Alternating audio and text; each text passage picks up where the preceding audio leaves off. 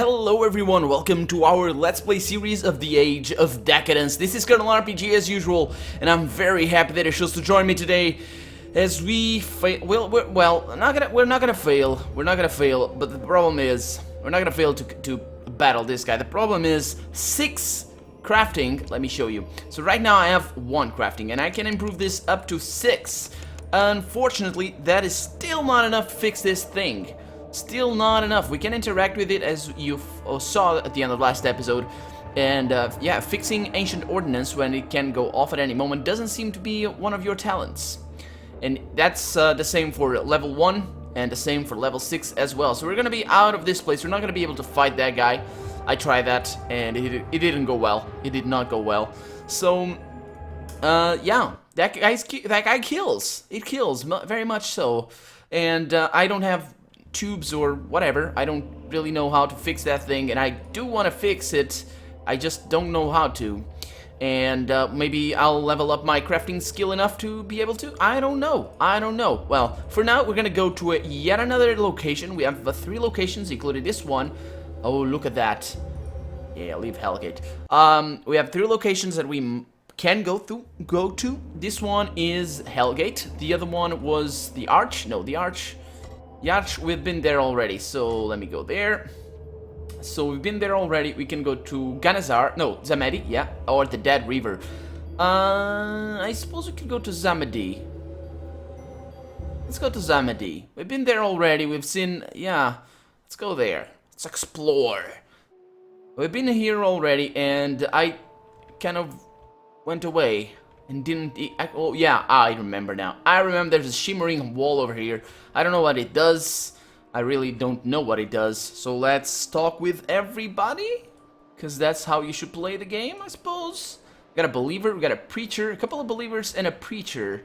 And over here we got a guard, and over here we got a believer as well. Okay, preacher, what do you have to say? Have you come to pray, brother? Asks the man, chanting the words. Have you come to marvel at that which has been spared their wrath? Have you come to ask why? You mean the tower? Is that all you see, brother? Ugh, a dusty old tower? And how, pray tell, did it survive the destruction of this land? By what miracle? By whose miracle? You know what I see? I see a shining beacon of faith, a message in God's own writing to those who have eyes to see. Why else was it spared when everything else was destroyed? Why else was it spared when the gods could have flicked it away as one would an insect? Oh, it was no accident, believe me. There is a grand design at work here, my friend. Believe you, huh? So, why did they spare it? Why do you think they spared it? It's their way of telling us that this is the house of gods. By their mercy, it was saved. It will be their mercy that we will be saved. It will be by their mercy that we will be saved when the doors will be open, and only those of pure heart and mind will be permitted to enter. Only they and nobody else will be saved when the gods return to end the reign of men. Only they and nobody else will receive their grace and be allowed to drink from the divine springs. Yeah, another guy full of crap. So this repetition, only they and nobody else will. Only they and nobody else. Yeah, this repetition here, it's full of crap. So, how did you find this tower? The gods led me to it. My caravan was attacked by raiders and I had to flee. After days of wandering in the desert, I prayed to the gods to save me. The very moment I uttered those words, the sky shattered to clear, and I saw it was standing there in all its glory. Heavenly lights shining down upon it. The gods showed me the way, they tested me and my faith, to see if I would falter and fail, to see if I would start having doubts, to see if I would, again the repetition, to see if I would turn away from them like many have done time and time again, but I did not. I passed the test, I placed myself into their hands, and by their grace I did survive. And but yeah, I'm just out of this place. You are a boring person. I am not gonna talk with you anymore. Not that I would not if you gave me a chance, but there's no more dialogue options, so yeah. So back here, we can't go back here. I suppose this is a pretty straightforward location then. Can't go there. Okay, I can look at it though. Yeah, pretty big city, Ganazar is. Can't go here. Yeah, all destroyed, except for the tower. And the reason why it's not destroyed is because it's a magical tower. Not a magical tower, probably like a defense tower, or maybe a, I don't know. Although, yeah, could be that the incline of the walls could have protected it from the blast or a blast, if indeed these houses were destroyed by blasts or by a blast. I don't know. I don't know. Let's see. Can I go in there? You're standing among the ruins of the town of Zamadi. Not much is left of it. A few broken columns and wall fragments sticking out from the sand like graveyard stones, and of course, the tower, a relic from another age. Once a beacon of arcane knowledge, now a desert lighthouse, warning caravan masters to stay clear of this area. Just as you begin to dismiss such caution as foolish superstition, nausea wells up within you, and your skin starts to prickle. The magic that was unleashed on Zamadi may have weakened over the centuries, but it's far from gone. And I don't think my constitution is gonna allow me to go in there. But even still, let's approach.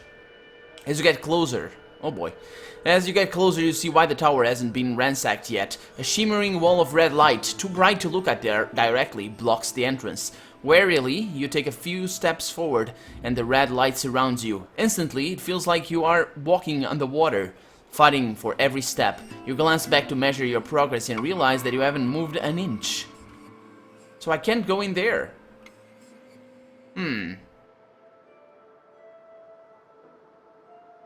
I wonder... Well, I have everything equipped. Astrolabe or astrolabe. Yeah, nothing of this will help me. Which is kind of a shame, really. Kind of a shame. Yeah, I probably need Constitution, because I do know that there's an area that is only accessible to those who are pretty strong in the Constitution department, and I probably need that. Unfortunately, my Constitution is 6, which is terrible. I'm not a fighter. I should have gone with 5 and 8 charisma. That's what I should have done. Oh boy, yeah. Well, let's get out of here then. Apparently, this is not gonna be our destination. Ganazar is blocked to us. Let's go to the Dead River and beyond it, I suppose. Yeah, we haven't found... I don't know. Let's go to Saros. Let's just go to Saros and see... No, that wasn't Saros that I want to go to. It was the mines. Let's go to the mines. Because I want to see if I can... So where's the mines? Is this the mines? It is. I want to see if I can remove... Remember we used the power tube in there when we activated the forge? Yeah, I want to see if I can take out the power tube. These guys are... Ooh. Hello guys, how's it going? Are you gonna let me in? I think you are. Hey, how's it going? Reputation success. Kato? I almost didn't recognize you there. Are you here to inspect the mines? Yes. Okay, well that's cool. My reputation precedes me. Not precedes me, guys. That guy knows me. So let's see if I can remove the... I probably can't. Probably can't. I can... yeah, I know what this is for. I think I know what this is for. This is basically a smelter, and you can use it for crafting if you're good at those. So basically, if you're a crafting thing... For example, a merchant, I suppose, would benefit a lot by crafting. And of course, a merchant would be largely in the same quest line as I am right now. Let's go to the Dead River. Yeah, there's a lot of secrets that I'm not privy to. And I guess that's why you need to replay the game. In order to unlock them, because you're not going to be able to see everything. Oh, that's not what I wanted. Let's see. What the scrolls called a dazzling riverport is now no more than crumbling stones perched at the edge of a dry riverbed. The only other detail of note is an agglomeration of unusually dense fumes hanging over the dusty glutch. Glutch. After an unsuccessful attempt to peer through this unhealthy-looking cloud, you turn back and are startled to find a young man standing only a few feet behind you. He's empty-handed and dressed in old robes, many times patched and too threadbare to conceal any weapons. "What do you seek here?" he asks. Though you have spoken with people from many lands, his accent is strange to you. "Well, I'm looking for an old temple." "Great Ziggurat. It lies beyond the hollow." "The hollow?" "It was a lake once, but the gods cursed it. They sent an evil wind that brought death to everyone who hadn't gone into hiding and called the waters to boil and turn to poison." "So, how do I get across?" "Were you summoned?" asks the man with childlike curiosity. No. "Then you must take trial and prove that you're worthy." "A trial? The hollow is dry, so you can cross it on foot. The air isn't as bad as before, but it will weaken you all the same when you need your strength the most. Why? The evil wind killed everything that walks, but spared things that crawl because the gods have a special task for them. The gods ordered them to grow big and guard the hollow until the curse is lifted and the waters return to wash them away. Well, let me guess. Giant scorpions? They never go out of style, do they? They are fearsome and terrifying beasts, agrees the man. Well, is there no other way across? Not anymore. But there used to be. There are stories of a bridge made of light, but I must confess that I have a hard time imagining such a thing. What man is worthy enough to walk on light? Well, who can tell me more about the Bridge of Light? For a small donation, the Elder will be happy to answer your questions, says the man promptly. Probably the main reason he was sent to greet you. He points at the stone steps disappearing into darkness. Oh. So this is the mist. I didn't understand exactly what I was looking at oh, okay. That's pretty cool. There's ships? So, there was a bridge before. Let me rotate the camera. Sometimes you can't rotate the camera when you act dialogue. You need to right-click first and then you can rotate. I don't know why, but it works like that. So, yeah, this place is... Man, what is this? Looks like a pipeline. Is it an aqueduct? Sorts? I mean, an upside-down aqueduct? I don't know. So, where am I? There's steps. There's a novice over there. Hello, noob. How's it going? Let's go. I'm a noob myself. Except not in things that you're a noob at. Blessed be, says the man, watching you with interest. Well, blessed be you too as well. Oh, there's stairs down here. Okay. There's another novice over here. Gods be with you, traveler, says the young man, looking at you with interest. Clearly, this place doesn't get many visitors. What is this place? It is a place of sorrow and hope, recites the man, bowing his head. This is where we grieve for the world that we lost. This is where we hope that the gods will return one day. Well, you can grieve and hope anywhere. Well, then who'd maintain the machines? Asks the man, trying to look wise beyond the years. The machines? The machines that were left in our care. They will herald the gods' return into this world. Can I see the machines? Certainly. You can pray and light a candle. The gods will bless you for it. So, you maintain these machines. I'm only a novice. We look after the elders, and the elders look after the machines. The elders shut themselves off from the world and live in darkness to be closer to the gods. So how does it get them closer to the gods? Only an empty vessel can be filled. You must empty your mind from all earthly thoughts to hear the gods when they talk to you. It takes years just to prepare yourself for the transition. What transition? When the novice is ready, he dedicates his life to the gods and descends into the darkness, leaving the world behind. From this day forward, he spends his day in meditation and prayer. No more work. So that's your retirement plan? Become an elder and live a life of leisure in the darkness? I've been working from dawn to dusk since I was a boy, and I still have decades of work ahead of me. Trust me, I won't miss the light. Yeah, I wouldn't think you would. Yeah, and besides, I mean, being an elder, you probably get your every need, and just everything is seen that you're cared for, and so it wouldn't be that bad. Oh boy, this is dark. Oh boy. So I wanted to say something.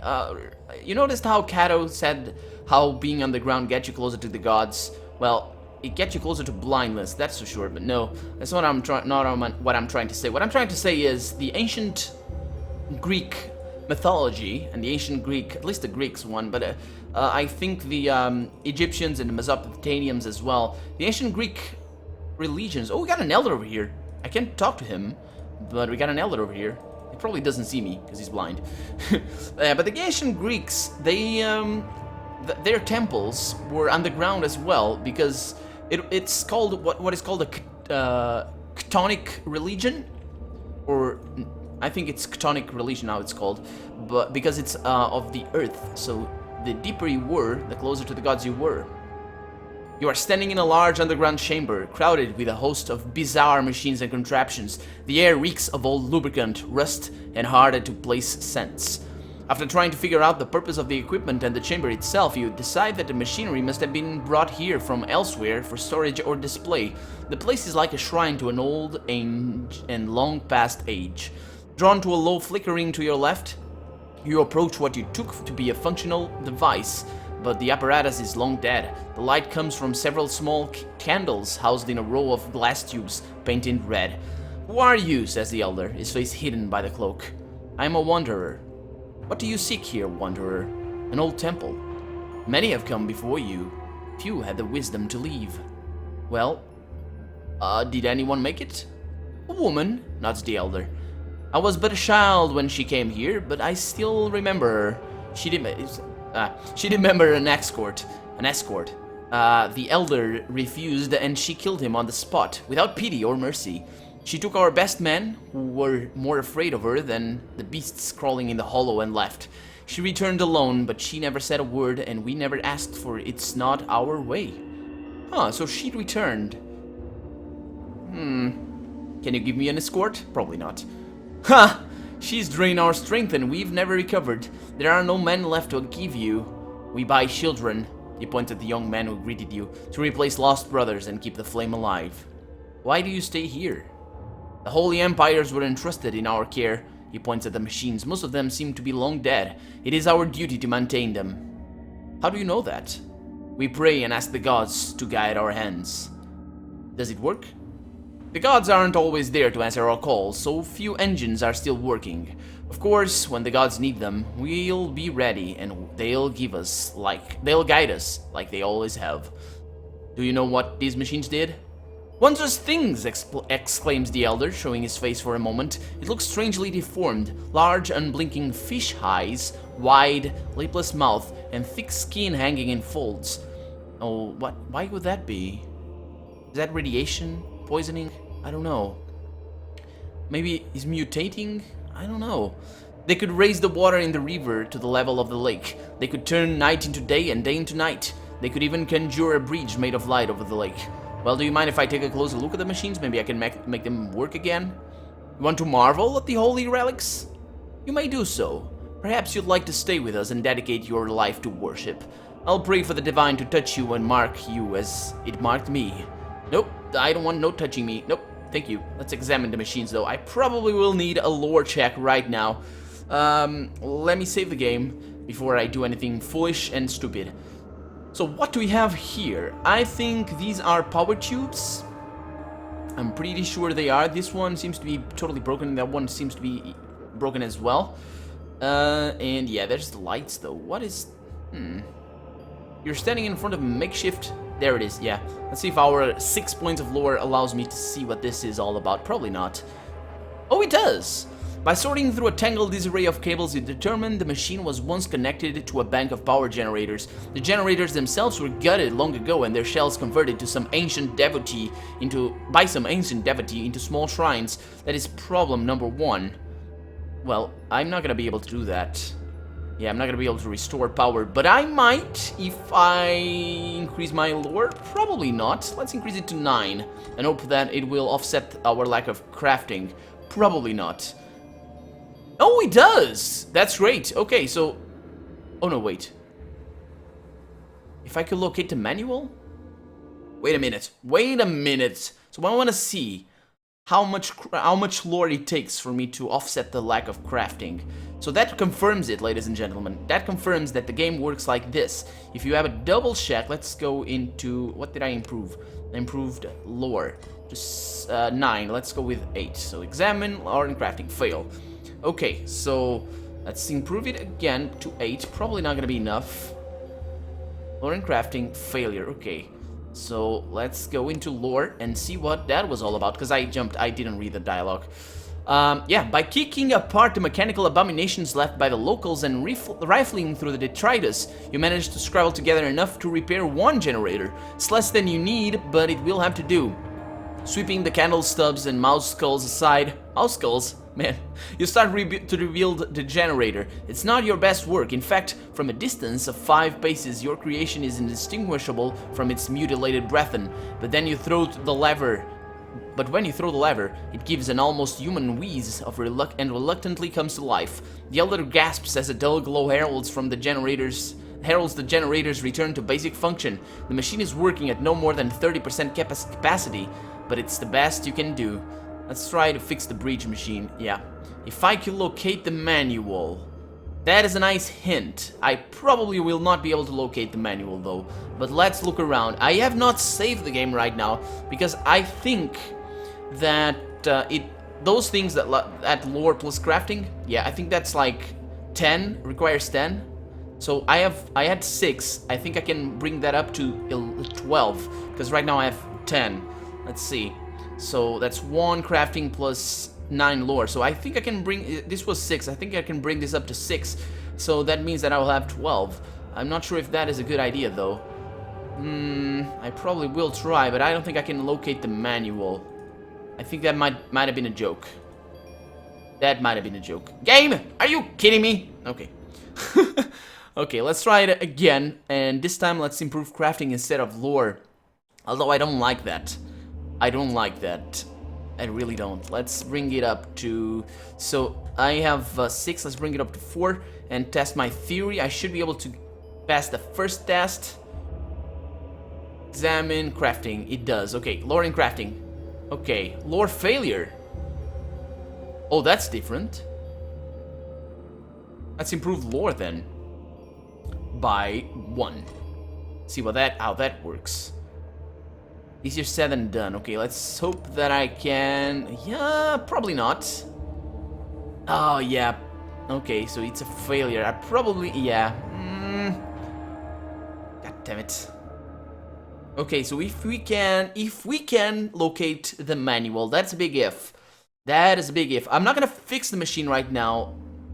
I don't know. Sorry about that noise. That was my mouth. That was my mouth doing flick flick. Yeah. Yeah. I don't know. Maybe the manual's down there. There's no point bringing the generator back to life, as far as I can tell. Although I could look around this place, I don't think I'm gonna be able to find the manual. Apparently, it might not have been a joke. Got a novice back here. I probably need to go down there. How do I go down there, though? I mean, really? How do I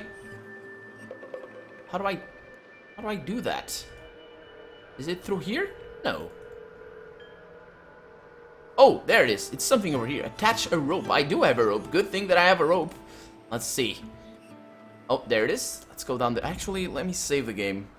Because... No! I reloaded the game. God damn it. Yeah, let's save the game because terrible things might happen. And probably will, because they talked about scorpions. And I suppose that could be scorpions. I talked about scorpions. And they talked about beasts. So I don't really know what to expect. But I wouldn't be surprised if there's scorpions down there. I haven't seen any concept art for them or anything, but I suppose... I don't see any enemies though, but the fog might kill me. I'm not sure where that constitution shack that I was talking about before actually is, so I don't know. Let's do that. Good thing that I bought a rope. Now, let's go down there. Down here, what do we have? Manual! Give me a manual! I want to see a manual. There's no manual. Not here, anyway. There's not gonna be any manual. I know that. I know that. My trials will be done. Oh, wait. Something terrible is about to happen. Slowly you enter the fog. Oh. Try the gas mask? Huh. So, slowly you enter the fog, ready to jump back at the fight sign... what? At the fight sign of trouble. At first, that's probably the first sign of trouble. At first you feel nothing at all, but the deeper you go, the thicker the fog becomes. Breathing becomes difficult, almost painful, and your skin starts burning. Yeah, let's try the gas mask. The mask helps and breathing gets easier. Good, good, good. But your skin starts swelling in small bumps, reacting to the poison in the fog. The bumps become more prominent as you watch, expanding and forming boils. Whatever it is in the cursed hair, it's going to kill you one way or the other. The mask merely slowed it down, buying you more time. Well, I guess keep walking. Probably gonna die. Probably gonna die. Please don't kill me. There's a scorpion over there. Yeah, there's no way for me to get through this place without the scorpion killing me. Because it's gonna kill me. I'm sure of that. I mean, can I kill the scorpion? I find that highly unlikely. Highly, highly unlikely. Okay, let's see what I can do. Perfect. Perfect. Okay. Oh boy, to hit chance? Oh, that's the arterial strike. 44% chance to hit. I'm dealing 4 damage. I'm dealing some damage, which is nice. I have anti-venom though. That was 0 damage, that was 5 damage. I'm taking damage from the poison. Okay. It's one. Yeah, I'm gonna die. I am gonna die. There's no way around this place. Oh boy. Yeah. There's no way to traverse this thing. Let's try and do something different then after I die. Ugh. Oh, this one is a different description. The scorpion is a grandfather, 7 or 8 feet long. Its carapace is decorated with cracks and chips, several arrow shafts, and a single broken spear. The old crawler stands still, clicking its pincers arithmetically, seemingly indifferent to your presence. You take another step, and the monster lunges forward, one giant claw brushing your thigh. You feint at the creature's defenses, but the pincers, swift and well-armored, hold you at bay. So absorbed are you in the dance of death that the lash of its tail takes you completely by surprise. The stinger punctures your shoulder like a spear and instantly withdraws, wet with blood and venom. There is no surge of pain from the wound. Instead, your left arm falls numb and slack. Knowing what this means, you charge forward, swinging wildly, but the scorpion is no longer interested in battle and tries to scuttle out of reach. With its defenses briefly lowered, you strike, driving the sword through the helmet-like shell and into its brain. Unfortunately, the brain doesn't seem to be where you thought it would be, and the enraged scorpion jumps back into action. One pincer severs your femur like a boy breaking a twig.